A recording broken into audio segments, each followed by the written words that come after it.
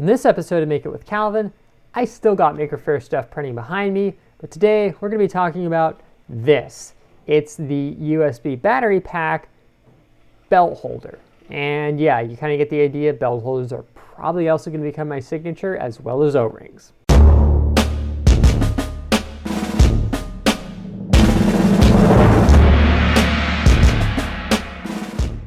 So the one painful lesson that I've learned over going to Bay Area Maker Faire over the years is the fact that your phone's battery will do this no matter how hard you try to conserve your battery. Now, literally short of shutting your phone off for the whole entire event and probably missing all the events that you put on your phone's calendar and not touching social media and not doing anything like that, you can save your phone battery. Otherwise, I found my phone battery went voomp. And then I had to make the embarrassing walk to a friend's booth and ask if I could plug my phone in, and then not have my phone for an hour while it charged. Yeah, that was a little bit awkward. So this year I've decided that I'm actually going to be a smart person, and I'm going to have a USB battery bank with me. Now this is a 12,000 milliamp hour battery bank that I got off of Amazon, and while it is really nice, this is my hand. This thing is absolutely huge. I know it's probably a little bit overkill, but I like having a lot of power with me. So this will literally not fit into a pair of pants that I wear, and even if it did, if I'm sitting down, it is really, really uncomfortable. So I decided, you know what? I want to have easy access to this so I can plug in my equipment when I'm not filming to charge it back up. I want this to be accessible, similar to the Tascam holder. It's going to be on my belt, so it's out of the way, but when I need it, it's there. So the actual design of this was very fast. I have an actual live stream of me doing this, and like half the live stream is me going blah, blah, blah, blah, blah, blah, waiting for people to jump on there. So if you really want to see it, I will have a link to where you can see it, and in the description I'll have it jump to the part where you see me designing it. Now the overall design of this was relatively simple. It's quite literally just a rectangle that was extruded. I put on the belt loop on the back using the same dimensions as the Tascam one.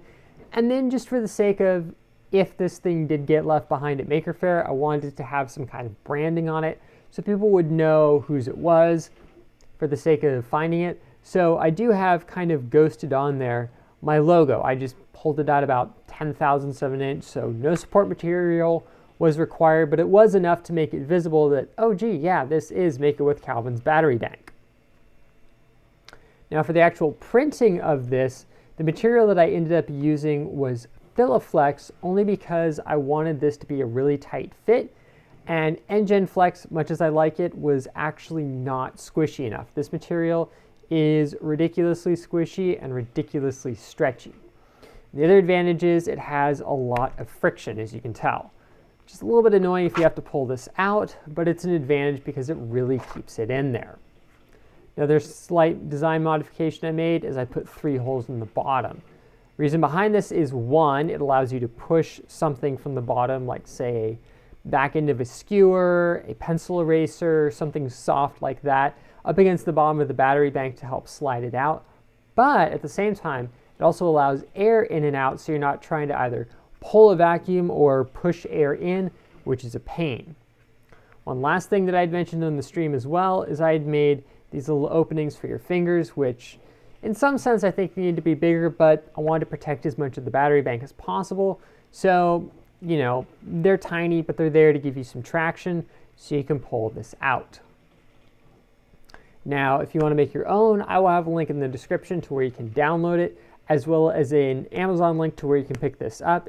It is not an affiliate link though, and I will not exactly endorse this battery bank, but I will say in my testing, taking it with me to Southern California, it definitely has been working good. It's come in handy up here, so in my opinion, it's pretty good, but you know, buyer beware as with anything.